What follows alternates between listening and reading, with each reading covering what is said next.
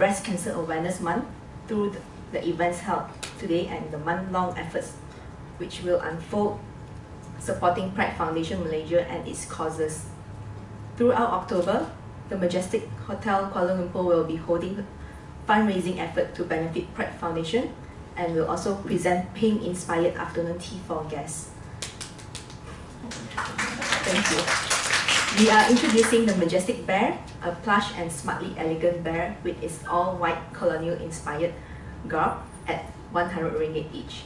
The hotel has pledged that for every Majestic Bear sold from 1st to 31st of October 2016, we will contribute to Pride Foundation Malaysia to assist them in their aim to enhance awareness efforts and improve accessibility to treatment and care of breast cancer at all levels of society. To get the ball rolling, the Majestic Hotel Kuala Lumpur has started to donate by way of bears we are giving out today, and we hope for your assistance to spread the message across. Without further ado, I would like to invite Puan Azura to say a few words.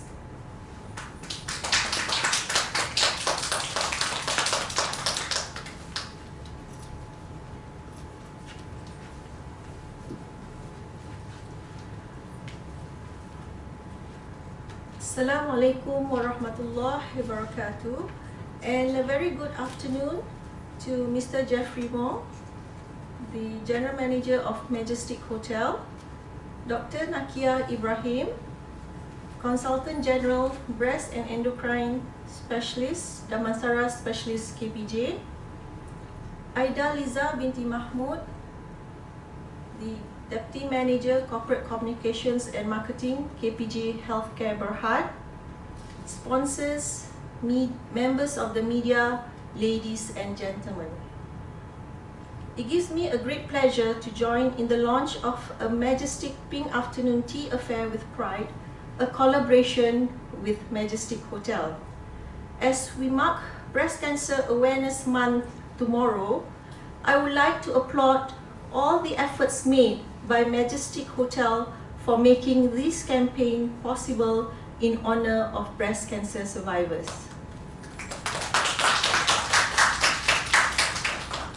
Pride was incorporated as a tribute to the late Tun Indon Mahmud in battling breast cancer. For the past 10 years, our chairperson, Dato' Azrin Abdullah, made it her mission to make Malaysians more breast aware and that early detection leading to early treatment can save lives. Over the years, we have also conducted various awareness programs through exhibitions and corporate talks, demonstration of breast self-examination, getting certified matrons or healthcare professionals to conduct clinical breast examination, outreach programs, and roadshows held throughout the country. Apart from that, we conduct empowerment programs for breast cancer survivors through various activities ranging from dancing, modeling, getting fit, sailing, mountain climbing, fun cooking programs, and makeover sessions. These programs are carried out to assure survivors that there is life after breast cancer and that they will never be alone. In addition, we also provide financial assistance to breast cancer patients through Pride Patient Fund. The fund allows us to assist many survivors who struggle with their post-treatment expenses and helps to ease financial burden. Every year, the month of October welcomes a spectrum of pink colors everywhere. So what does the color pink means to you? And how does it evoke solidarity for those affected by breast cancer? When I see pink, I see brave survivors. I see a fight to be won by both men and women. I see the urge to find out more about our family history with breast cancer. When I see pink, it also reminds me of the essential life-saving monthly breast self-examination, yearly mammogram, and ultrasound. Pink also means we need more women to detect disease at an early stage and opt out for an early treatment. When I see pink, it means men need to check themselves too and encourage the women in their lives to get tested. Come October, let us take a moment to remember the loved ones we have lost to breast cancer, to support those who continue to struggle against it, and to redouble our commitment in achieving a cancer-free world. To know more of what Pride does and the activities we have lined up for Breast Cancer Awareness Month, do keep in touch with us via social media and like us on Facebook and follow us on Instagram. We are collaborating with sponsors like NASA and Royal Selangor Polo Club and many more other patrons for the upcoming events we have scheduled. Thank you, have a good day, and don't forget to purchase Majestic Bears so that you will always be reminded that early detection saves lives. Thank you.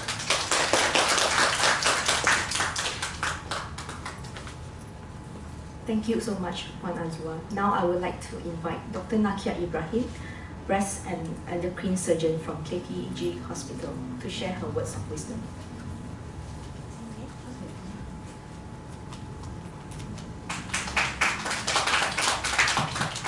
Assalamualaikum warahmatullahi wabarakatuh, and very good afternoon to everybody present.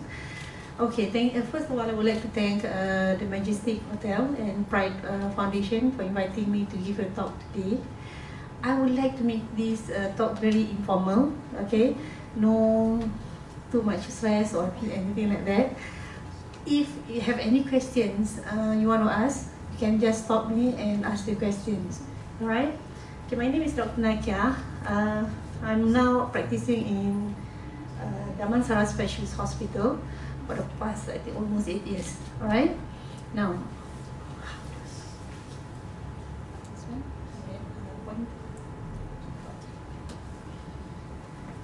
I will start with anatomy.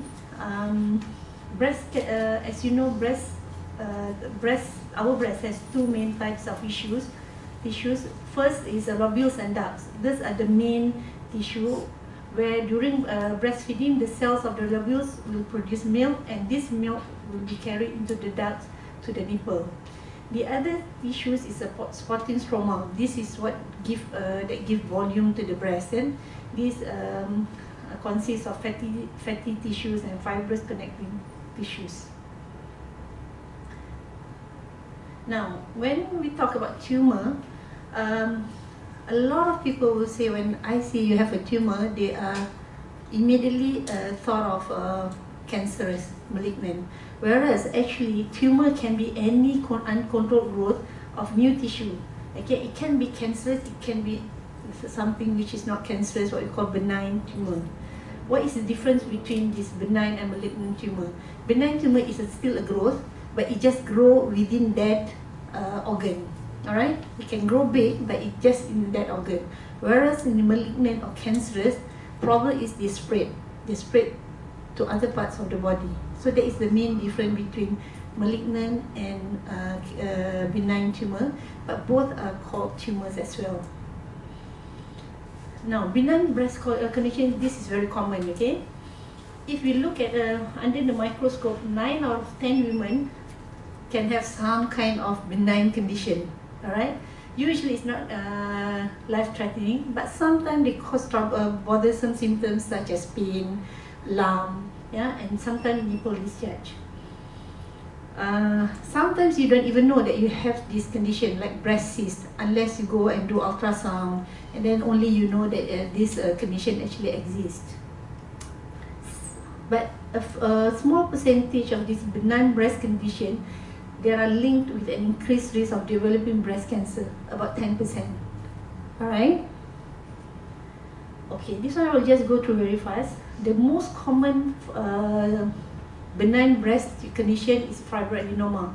Usually happens in teenage and in their 20s. And it can be one, it can be multiple, it can be one side, it can be both sides, it depends. Right? Others are epithelial hyperplasia.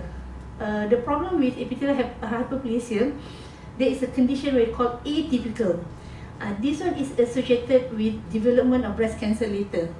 Okay, so whoever has a breast lump, and when we take out, it turn out to be atypical hyperplasia, we will have a close monitoring on these ladies. Others, we can have phylloides tumor.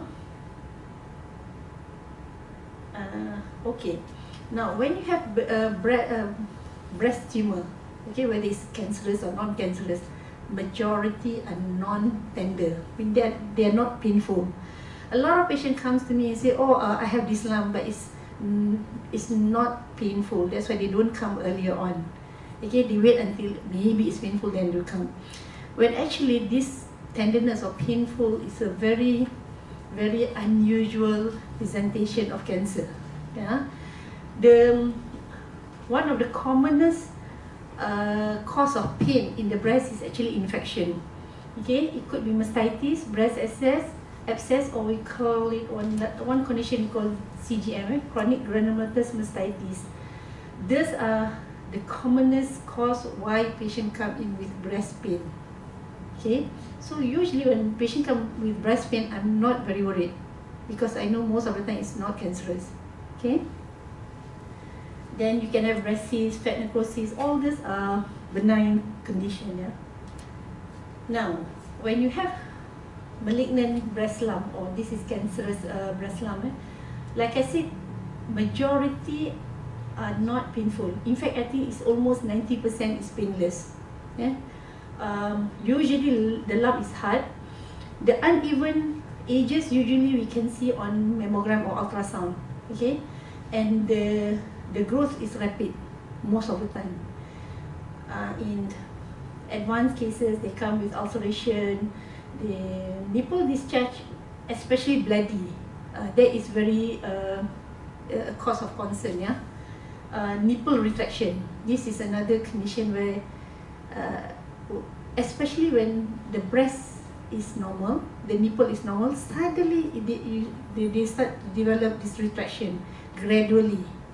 Then there's something sinister. Yeah, and sometimes patient can come with this redness or itchiness or scaliness of the nipple. This is usually in Paget's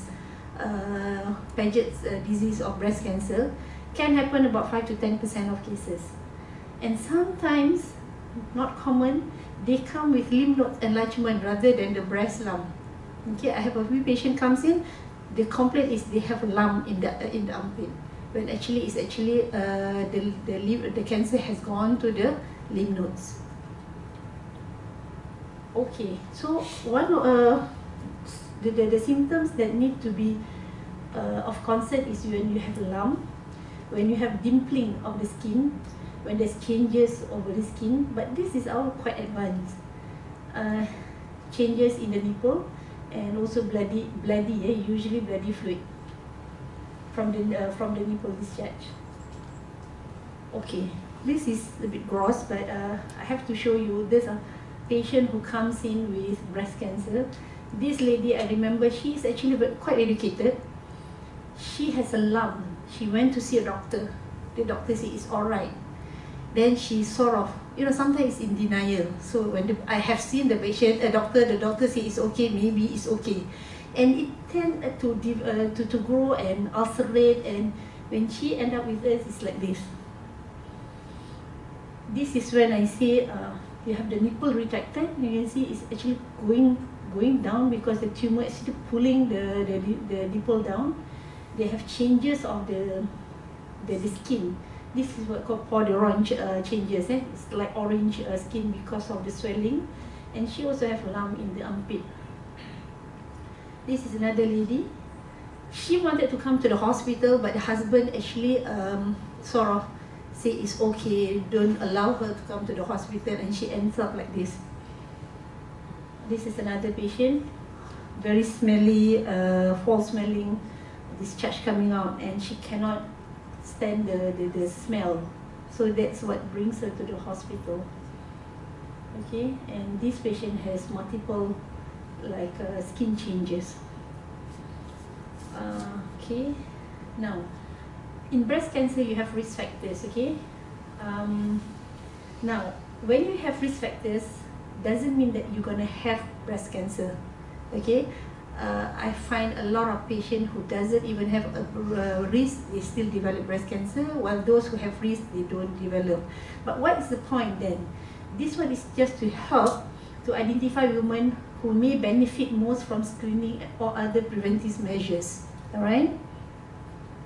Now, risk factors that you cannot change: gender. You're female, you cannot change your gender. The risk is higher. Okay, male can have a breast cancer, 1%. Recently, I just had one patient came in, about 50 plus, with nipple retraction. Really nipple retracted, really retracted in male patient. Turned out to be cancer. Yeah. Age. As you age, the older you are, the risk of breast cancer is higher. However, in Malaysia, breast cancer occurs in younger age group. That means in 30s. Whereas compared to Caucasian, the breast cancer usually happens more than 50 years old. Yeah. Okay, genetic. Like I said, sometimes you have hereditary, but this is about 5 to 10%. If the mutation is due to BRCA1 and BRCA2 genes, like Angelina Jolie, the risk of you having breast cancer can go up to 80%.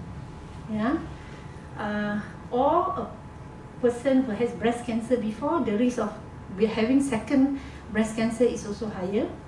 In Malaysia, we find Chinese population has higher risk, but this may be because of incident report.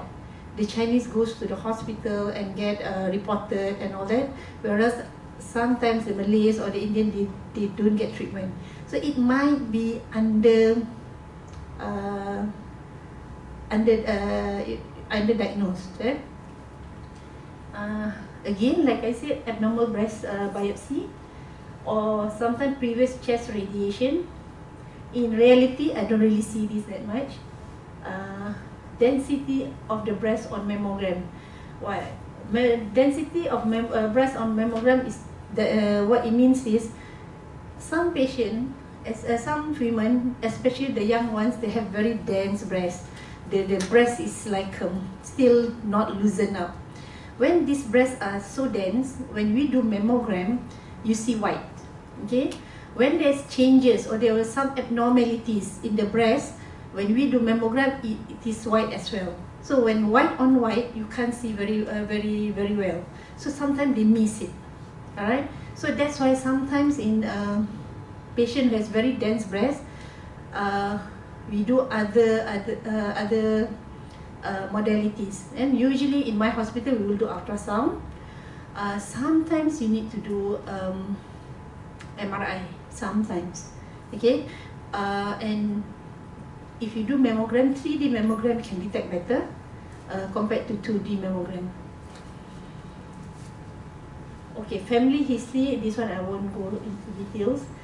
That risk factors that you can change is having first child after 30 years old make you at higher risk of getting breast cancer.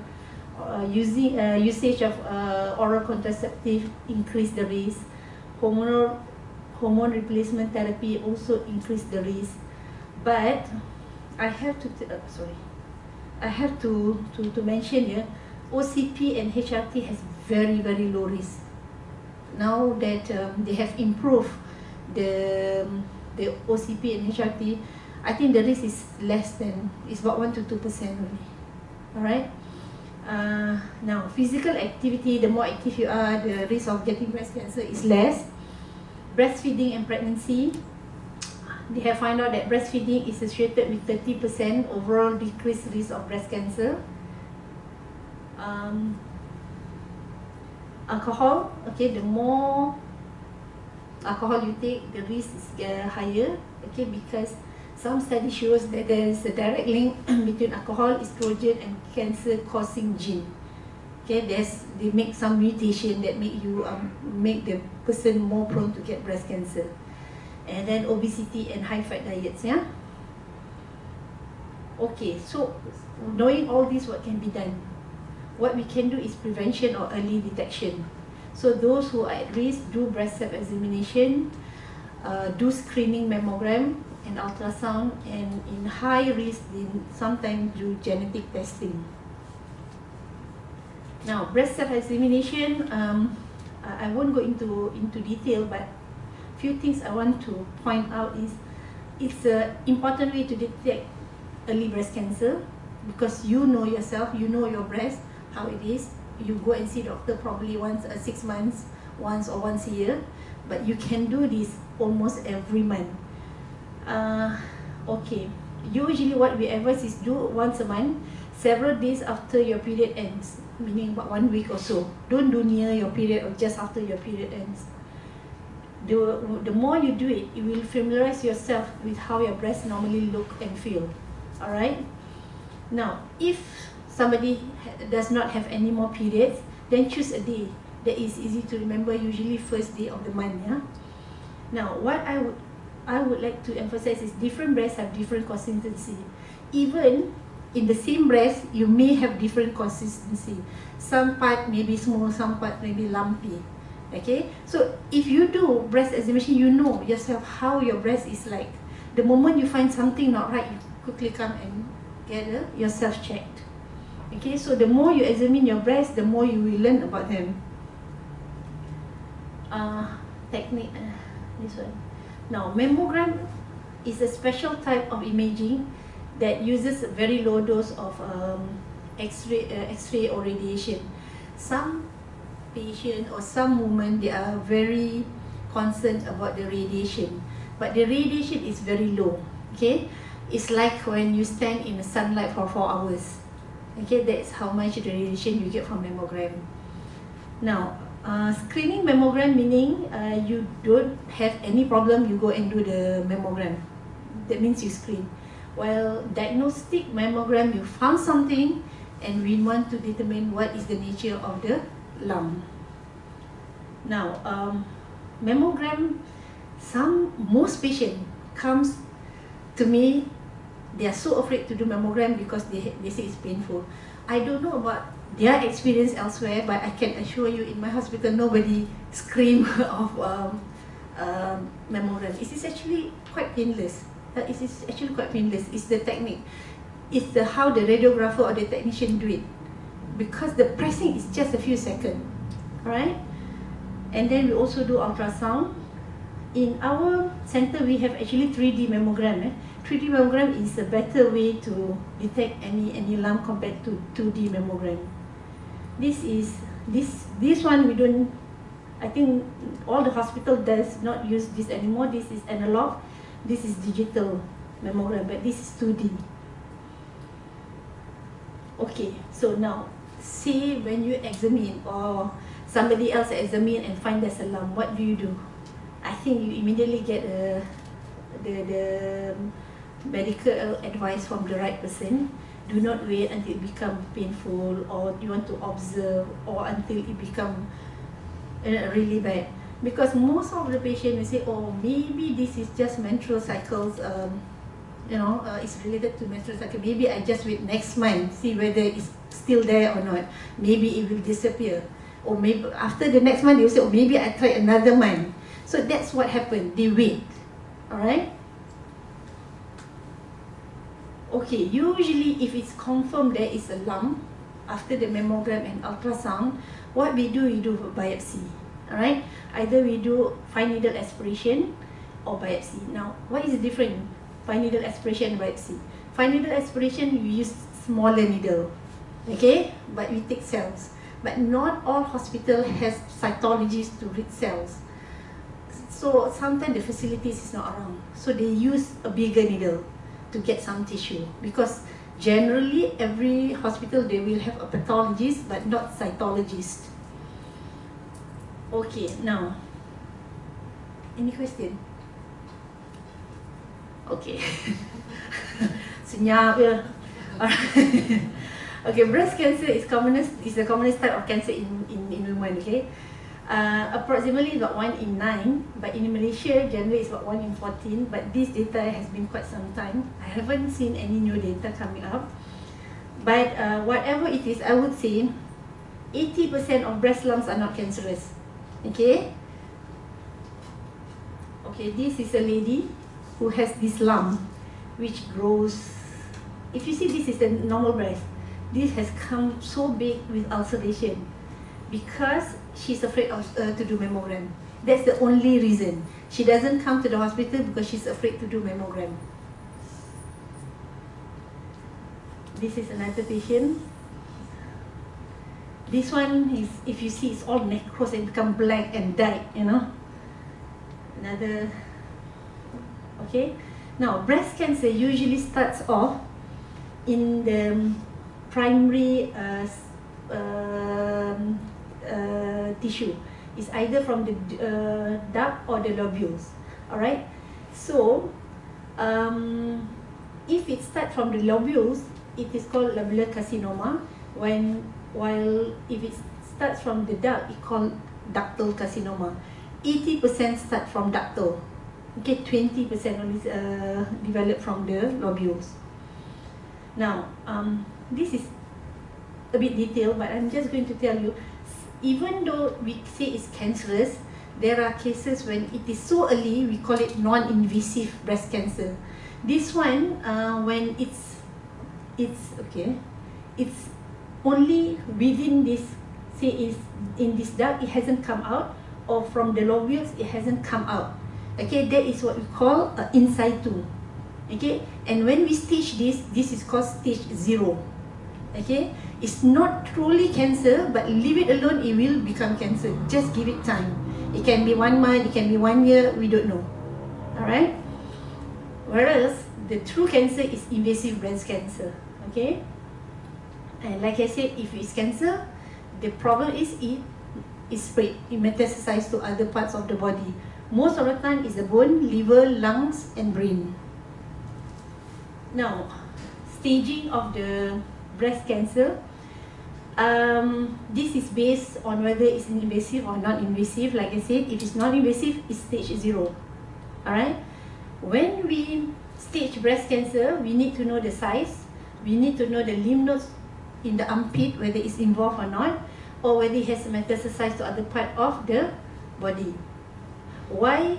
Because why we need to know the staging? Because it will decide the treatment for the patient, and it will determine the patient's prognosis. The earlier, the better. Alright? And when we know the stage, we know whether we need to give. You just can't get away with surgery, or you need chemotherapy, or you need radiotherapy, or what the treatment is like. Alright? Now, early breast cancer means the cancer has not spread beyond the breast or the lymph nodes in the armpit of the same side. Locally advanced, it has spread to the lymph nodes in the armpit, but it hasn't gone elsewhere. It can be like what you see is just not all ulcerated, but it's actually localized. It's only there. It hasn't spread elsewhere to the other part of the body. Whereas if it's stage 4, or stage 4 is where it has spread elsewhere. Okay, that is we have 4 stages, then stage 4 is the last one.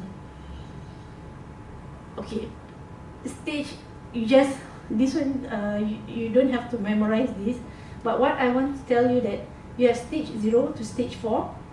Even stage 1, we have divided into A, B. Stage 2, you have 2A, B, 3A. So it is a lot of staging.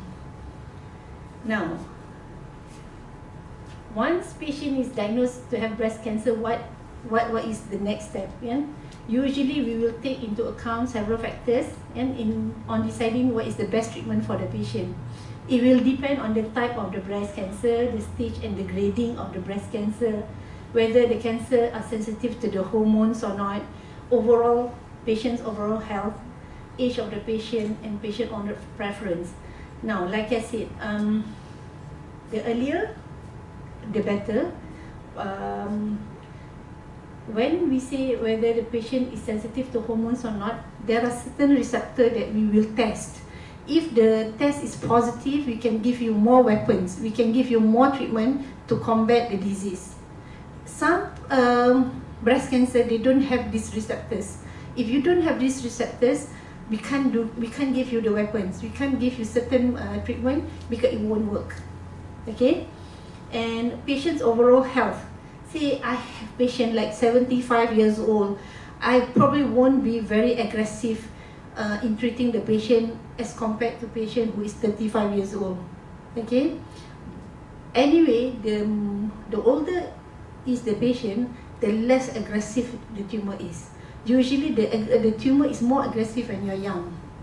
Alright? So management of breast cancer includes surgery, chemotherapy, biological therapy, which is target therapy, hormonal therapy, and radiotherapy. Okay? Anything you want to ask? Right now? Okay. Since I'm a surgeon, I'm going to talk about surgery in breast cancer. Okay? Now, the commonest operation for breast now is breast conserving surgery, meaning we try not to take out the whole breast. And since the awareness is much better now, they come much earlier. So when they come much earlier, the lump is smaller. When the lump is smaller, it's much easier to conserve the breast compared to those who come like just now when I showed you. Well, the photos that I showed you are just, that is not the usual presentation now. Okay, it used to be like that when 10-20 years ago. Now a lot of patients comes in much earlier, so those pictures are not the majority of the patient with breast cancer. Okay, I just showed the patient so you sort of not doze off too much. Alright. Okay, now like I said, the commonest now is breast conserving surgery, whereby we do wide local excision, which means remove the cancer and the surrounding tissue. Alright, and we will take out the lymph nodes, or we will do the operation on the axilla for the breast cancer. Nowadays there are a lot of oncoplastic operation, whereby they took out the lump and the surrounding tissue, and if they think that might distort the breast, they will put some fat filling, or they will do some flap or things like that to make that to make the breast looks as normal as it could be. Alright. Now, basically what we do is we take out. Say you have anybody has the patient has a lump here. We take out that lump together with the margins, and then we do the surgery on the axilla, on the armpit. Sometimes the lump cannot be felt. Alright, either it's too small or it just changes in the mammogram. Okay, so what we do, we cannot feel it. When I cannot feel it, I cannot just go and dig around and take out whatever tissue. So I have to make sure what I take is the right thing. So what we do is sometimes we have to put a wire in. Alright, this is prior to the operation. See, like this. This is what we call microcalcification, and this microcalcification turn out to be cancerous. Alright, and this calcification cannot be felt. What we can only see is only from the X-ray or mammogram. So what we do is we put a wire in, localize this area before the operation. So this is where they put a wire in. Alright. So during the operation, I will follow the wire, take out the whole area there, and we will send back to the X-ray department. Make sure that we are taking the right thing. Okay. And usually what it looks, and then if it's a true cancer, we will take out the lymph nodes in the armpit. Alright. So this is what we call breast conservative surgery. We will take the cancer out, but we will maintain the breast. Okay, mastectomy. I would like to apologize. This is not the most common surgery anymore. It used to be, whereby it removes the whole breast and nipple, and also the lymph nodes in the armpit. Now, a lot of people will say, what happened? Is it going to be a hole there? You know, when we take out the whole breast. Actually, it's not. We will cover it and it become a flat area. Okay, say like this lady was actually quite big lump. I cannot save the breast, so what we do is we take out the whole breast out, and it becomes flat like that. Right? Now, in principle, when anybody has breast cancer, we will take out the lymph nodes in the armpit. Why? Because the first place the cancer will go is in the armpit lymph nodes. Now, in the body we have a lot of groups of lymph nodes, and these lymph nodes are like soldiers or first frontiers for that region. Now, it can be in the armpit and the lymph nodes. It can be in the neck. It can be in the inguinal region. So it is very regional.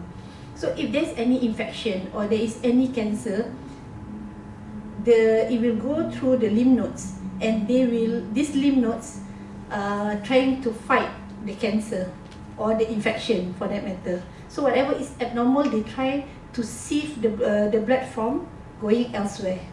Alright. So in breast cancer, the lymph nodes in the armpit will be the first station where they will be trapped. Alright. Now, last time we used to take out the whole lymph nodes, but now we can do sentinel node biopsy, meaning we don't take the whole lymph nodes, we just take some sample and see whether this is cancerous or not. If it's not cancerous, most likely the rest of the lymph nodes are not involved. Okay, but this is a bit complicated because okay, the concept of a sentinel node is, if the cancer cell spread, it will go to the axilla first, and the first lymph node that is involved is called sentinel node, but we don't know which one is the first one. Okay, so what we do is we need to inject blue dye or inject radioactive solution, or sometimes in the center where they have these radioactive facilities, they will do both. And during the operation, we will identify these lymph nodes. Alright. The advantage of sentinel node is less invasive. The incidence of lymphedema is less. What I mean by lymphedema is sometimes 5% of breast cancer patients who had undergone lymph nodes operation, they have swelling of the arm. Okay, 5%. That is what I call lymphedema. Now, by doing sentinel node, this incident it will make the incident lesser, and post-operation mobility is not affected. They can move their hands quite well. Whereas the disadvantage of lymph nodes, it can be false negative, meaning we took out and we check, actually it's negative. At that time it's negative, but when they do another round of test, it be actually positive. That is one thing. 5 to 8% of cases may spread via other routes. Like I said, this is a highway that they use. Sometimes the cancer cell goes through the old way, okay, the old road. So you missed it, okay. And sometimes sentinel node, even though after the injection of blue dye, you cannot find it during surgery. So these are the disadvantages. Okay, whereas axillary lymph node dissection is a surgery where all the lymph nodes are being removed until level 2, most of the time, sometimes level 3. Okay, and this usually say we plan for the patient for sentinel biopsy, and during the sentinel biopsy we cannot find the lymph nodes, then we proceed with axillary dissection. Okay. Alright. Now, just now I was talking about breast cancer surgery, the usual one.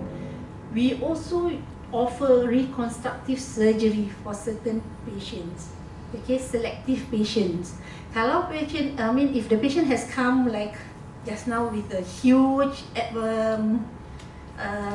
ulceration and all that, reconstructive surgery is not an option at that moment. Okay. But some patients, they are suitable for immediate reconstructive some patient they are offered later, okay, delayed reconstruction.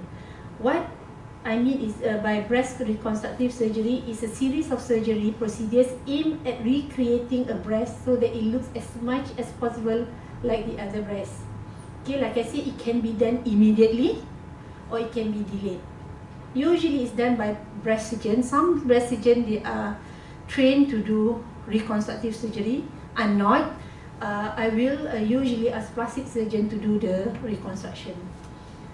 There are a lot of ways to do reconstruction. Sometimes we use skin sparing with implant, tissue flap. There are many ways of reconstruct the breast. So these are some examples of reconstructed breast. This one, they use implant. They use leg dorsal. They use this muscle at the back, swing it in front. But the muscle here usually is not big enough unless the patient has small breast. So they will put implant on top of that. There will be some advantage and disadvantages of doing this, but I'm not going through that. This is, I think this is a trend. Yeah? Trend is a procedure whereby they use the muscle in the tummy, swing it up there, okay, and make it mold it into the breast. Alright. Usually these cases you have two in one. You have tummy tuck and you have a new breast. Okay. This is another trend, I think, or maybe it's a leg dorsal. It's a leg dorsal from the back. They swing with the island of skin and put some implant. This is another. This is trend. This is implant. Okay. This one, when they took out the breast tissue, it's more than, I mean, it doesn't look very nice. They put implant. Okay, you can see the implant here. This is another implant. This is a lady who has this breast cancer like this, right? We can't. The patient does not respond with the chemotherapy. We have no choice but do surgery. But when we do surgery, we don't have enough skin to cover it. So this one we have to do, take out the whole breast, take the, like I said, the tissue from the tummy, bring it up, all right, and reconstruct the breast. This is another reconstructed breast. Now, the last part of surgery is when it is not meant to cure the patient, but because of the issue of bleeding, if the discharge is very bad, so you have no choice but to relieve the symptoms. Okay, so it may happen in patient who does not respond to chemotherapy, and or it too advanced. Alright, so there are other ways of managing breast cancer, like I said, chemotherapy, target therapy, hormonal therapy, radiotherapy. Alright, now after all this, I want you all to take home message to remember this. Do breast self-examination routinely. Do mammogram once a year if you are in a high-risk group to detect early breast cancer. Seek professional opinion immediately once breast lump is discovered. And most women with breast cancer will lead long, healthy lives after the treatment. Okay, many of them actually goes back. The first 6 months after the surgery, after the chemotherapy, for those who have to go through chemotherapy, is quite miserable. But after 6 months with all those, they go back to their own life, their own normal routine. Okay, so it is not the end of the story. Okay, don't take, if you have anybody who has breast cancer, don't take this cancer as a death sentence. Everybody dies, alright? But it is not a death sentence. Okay? Alright, any questions? Tak ada? Okay lah. Ada apa tak ada? You ada survivor, eh? You are. And Christine Raz. Sometimes ayah dah pak dia dah masak kopi tu dia macam Denyut. How long ago? Dia bukan selalu once a while. I mean, how long have you had the surgery then? 6 years. 6 years. Almost 6 years.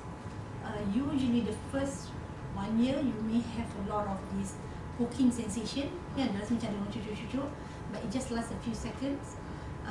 You may still have it after all these years as well. It's just like phantom limbs kan, orang yang kena potong kaki, kan, they feel that they still have their legs and they feel sometimes pain when actually the limbs are not there. So it's same thing happen in the breast. So nothing to worry about actually.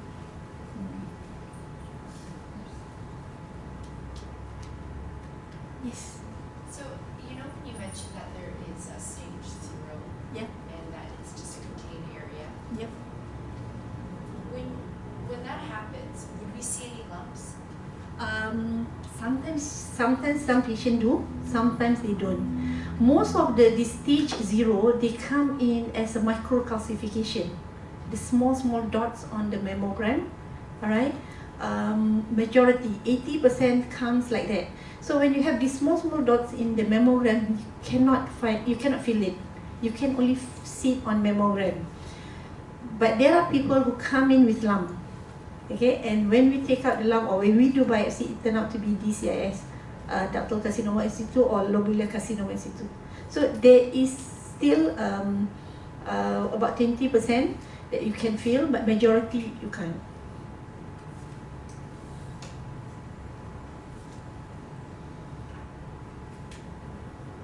Anything else? Boleh? Besides you inherit the virus or the cancer, does food intake, the food that you take, the type of food influence The risk of having breast cancer? Like I said just now, when they talk about risk of breast cancer, obesity is one of it. Yeah, but majority is due to sugar intake. Yeah, but in breast cancer, they also have in some research, they find dairy product may increase breast cancer. But this doesn't mean that you cannot take cheese, you cannot take butter, you cannot take milk at all. You just reduce it, take it. You can still take it, but don't overdoing it. I have a patient come in a few days ago. He said, "Oh, I love to have fresh milk every day." I said, "That's okay. How much you take?" 4 to 5 glasses a day. Well, I was telling her, I think that's a bit too much. You can take one glass a day, but not too. It's like when she's drinking plain water. When we take plain water, every meal she will have it with fresh milk. So I think that's a bit too much. Yeah. Another thing, soya product. So they find that soya product have a bit of estrogen inside.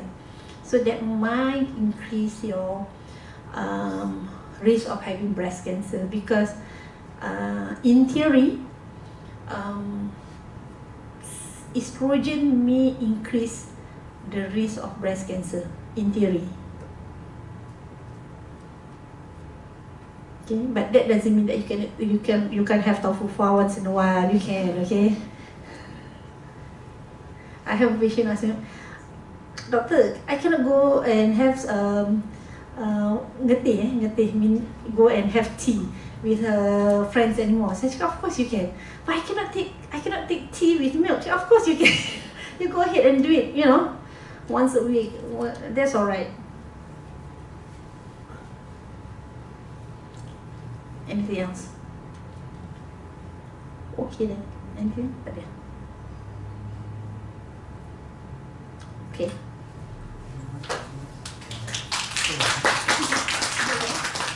Yeah, since I have time, maybe I can show you the 3D mammogram, the difference between 2D and 3D. How to do this?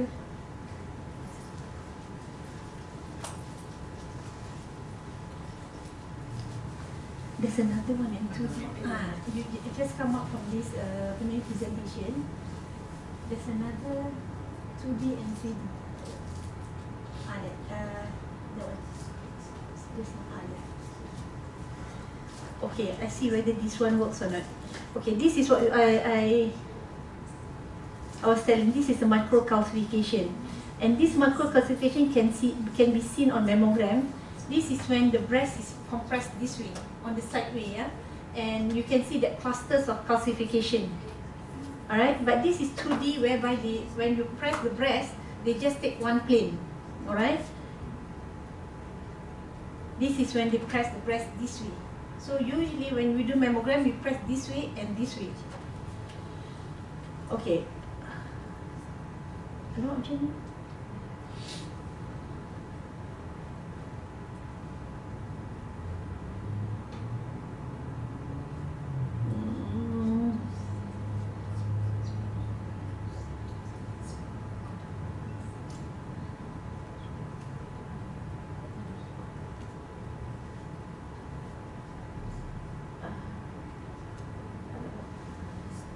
Tak boleh. Actually, you can click twice, tak boleh.